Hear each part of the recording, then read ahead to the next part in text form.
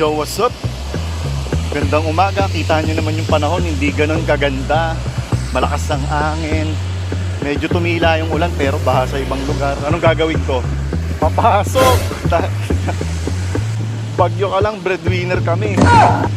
No? Shoutout sa mga Pinoy na sobrang sipag. Umulan, umaraw, bumagyo, pangit ang panahon, pasok pa din para sa mga sinusuportahan, para sa mga bayarin, pangkain araw-araw, panggastos, pambaon ng mga bata. Shoutout sa inyo. Basta huwag na tayo magkasakit. Alagaan ng sarili, kumain ng tama, exercise kahit papano. Ikaw, lakad. Yo, anong masarap gawin kapag pagka nabagyo na ulan? Siyempre, magkape. Hanap tayo ng kapihan. Ay, no, bilihan.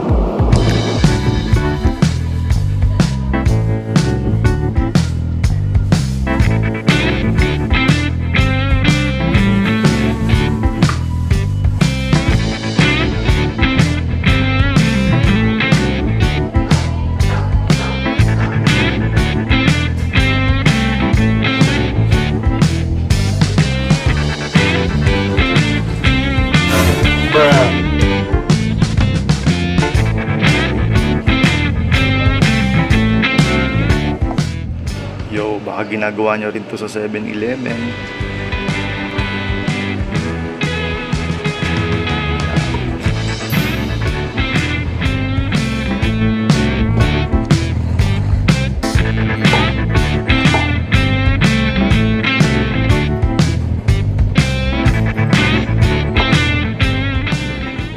Yo, nasa labas na ako.